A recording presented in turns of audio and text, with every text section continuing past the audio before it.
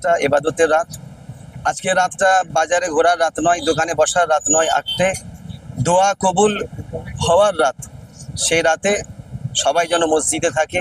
আজ পবিত্র শবে বরাত, সেই শবে বরাত উপলক্ষে ফুরফুরা শরীফে প্রচুর মানুষের জমায়েত হয়েছে আমরা দেখতে পাচ্ছি। এই মুহূর্তে আমি রয়েছি ভারতের দ্বিতীয় বৃহত্তম তীর্থভূমি ফুরফুরা দরবার শরীফ। সেই ফুরফুরা শরীফে একেবারে দাদা হুজুরের মাজারের সংলগ্ন আমি পিছনেই রয়েছি। এই মুহূর্তে আমি এসএসটিভি পাবলিকের মাধ্যমে আরিফুল ইসলাম দেখাচ্ছি যে ফুরফুরা শরীফে আজকে প্রচুর মানুষের ভিড়। পবিত্র শবে বরাত উপলক্ষে কদিন পরে আসছে পবিত্র রমজান। তার আগে আপনারা জানেন যে মুসলিম ধর্মাবলম্বী মানুষের কাছে বিশেষ একটা দিন, গুরুত্বপূর্ণ দিন সেই শবে বরাত। সেই শবে বরাতকে উপলক্ষে, শবে বরাতকে কেন্দ্র করে প্রচুর মানুষ, রাজ্যের বিভিন্ন প্রান্ত থেকে মানুষ ফুরফুরা শরীফে এসে ভিড় জমায় এবং ফুরফুরা শরীফে দাদা হুজুরের যে মাজার রয়েছে সেই মাজার কিন্তু জিয়ারত করে মানুষরা। তার আগে জানিয়ে রাখি যে পবিত্র ইসালে সওয়াব 21, 22, 23 ফাল্গুন যে ঐতিহাসিক ইসালে সওয়াব, সেই ইসালে সওয়াবেও কদিন পরে অনুষ্ঠিত হতে চলেছে এই ফুরফুরা শরীফে। সেখানেও প্রায় 30 থেকে 40 লাখ মানুষের সমাগম ঘটবে। তার আগে আজকে কিন্তু ফুরফুরা শরীফে দেখতে পাচ্ছেন পবিত্র শবে বরাত উপলক্ষে প্রচুর মানুষ, রাজ্যের বিভিন্ন জায়গা থেকে মানুষ কিন্তু এখানে আসছে, জিয়ারতের উদ্দেশ্যে মানুষ আসছে। কিছু যারা আসছে তাদের সঙ্গে কথা বলার চেষ্টা করবো যে কোন কোন জায়গা থেকে আসছে এবং কি উদ্দেশ্যে তারা আজকে এই ফুরফুরা শরীফে আসছে। আজকে প্রচুর মানুষ দেখছি ফুরফুরা শরীফে এসছে, আপনাকেও মাজারের পাশে পেলাম। আজকে এমন একটা দিন যেই দিন আল্লাহ পাক সকলের দোয়াকে কবুল করেন। আজকে মুজাদ্দিদে জামান দাদা হুজুর পীর কেবলা দরবার এসেছি।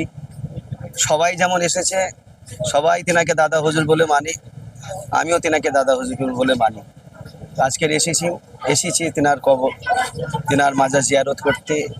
আমার নিজের জন্য দোয়া, আমার পরিবারের জন্য দোয়া, আমার মুরব্বী বাপ চাচাদের জন্য দোয়া করার জন্য, এবং দাদা পীরের সিলসিলা যত মুরিদ মোতাকিদিন আছে যাতে সবাই ভালো থাকে তার জন্য দোয়া, এবং ফিলিস্তিনের মুসলমানদের ওপর অত্যাচার হচ্ছে তার জন্য দোয়া চেয়েছি। তাদেরকে যেন আল্লাহ শান্তিতে রাখেন, এবং তমাম বিশ্বের মুসলমান যে যেখানে আছে সবাই যাতে শান্তিতে থাকে তার জন্য একটু দোয়া করলাম।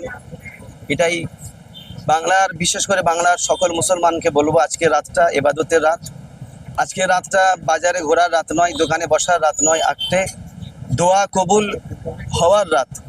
সেই রাতে সবাই যেন মসজিদে থাকে, এর নামাজ পড়ে, জিকির করে, মোরাকেবা করে, মুশাহিদা করে, এবং মুরব্বীদের কবরের সামনে যেন যাই, তাদের মাগফিরাতের জন্য দোয়া আছে। আপনি দেখছি বাচ্চাদেরকে নিয়ে বেরিয়েছে। হ্যাঁ, আমার দুটো ছেলে, তাদেরকেও নিয়ে এসেছি। তেনারও তো দাদা, যেমন কাসেম সিদ্দিকী দাদা, আমার এই সন্তান তেনাদেরও দাদা। তো দাদার সঙ্গে একটু আত্মীয়তা যাতে গাঢ় হয়, মাঝে মাঝে নিয়ে আসি, শুধু আজকে নয় প্রায় নিয়ে আসি, যাতে দাদা হুজুরের নজর এদের উপরে থাকে, এরা যেন বড় আলেম হয় এবং বাংলার মানুষের কাছে যেন মাথা উঁচু করে দাঁড়াতে পারে। কাসেম সিদ্দিককে যেমন বাংলার মানুষ অন্তরে জায়গা দিয়েছে, এদেরকে যেন বাংলার মানুষ যেন অন্তরে জায়গা দেয়, এই দোয়া। মৌখালী সাঁতরাগাছি থেকে আজকে আসার কি কারণ? এখানে প্রত্যেক বছরই মানুষ এই শবে বরাতের দিনে আসে, এখানে অনেক হুজুরের মাজার জিয়ারত করতে আসে, মানুষ এইভাবেই আসে। এটা ভালো আছে, প্রত্যেক বছর একটা গুরুত্বপূর্ণ। হ্যাঁ, ঠিক। এই দিনে সারা রাত এখানে লোকজন এসে ইবাদত করে, যে যার মানে নামাজ পড়ে, মানে মানুষের মধ্যে প্রত্যেক বছরই আসে। প্রত্যেক বছর হাওড়া ডিস্ট্রিক্ট থেকে এসেছি, জালালচি বাদামতলা থেকে। আজকে এখানে কি জন্য আসা মূলত? আজকে মূলত এখানে আসা, এটা একটা ভারতের তীর্থস্থান বলে ফুরফুরা দাদা হুজুর পীর কেবলা রহমতুল্লাহ আলাইহি। এখানে আমরা যেহেতু শবে বরাতের সমস্ত মাজার শরীফ জিয়ারত করে থাকি, যার জন্য এখানে দাদা হুজুর পীর কেবলা রহমতুল্লাহ আলাইহি আমাদের পশ্চিমবাংলায় ইসলামের দাওয়াত দিয়েছেন, ইসলামকে প্রতিষ্ঠিত করেছেন। সেই দাদা হুজুর কেবলা রহমতুল্লাহ আলাইহিকে অনুসরণ করে, 5 হুজুর কেবলা রহমতুল্লাহ আলাইহিকে অনুসরণ করে, তাই আমাদের পূর্বপুরুষের মাজার জিয়ারত করার থেকে শুরু করে আমরা সব থেকে বেশি গুরুত্ব দিয়ে থাকি যে মুজাদ্দিদে জামাত, যার জন্য আমরা ইসলাম আজকে পেয়েছি, আজকে টুপি মাথায় দিতে শিখেছি, পাঞ্জাবি পড়তে শিখেছি, সেই তেনাকে উদ্দেশ্য করে আমরা আজকে ফুরফুরায় আসা। প্রত্যেক বছরে আসা? হ্যাঁ, প্রত্যেক বছরে আমরা দীর্ঘদিন, মানে আজ থেকে ধরুন না প্রায় 8-10 বছরে এইরকমভাবে প্রত্যেক বছরই আমরা শবে বরাতে এখানে জিয়ারতের উদ্দেশ্যে আসি। কি নাম আপনার?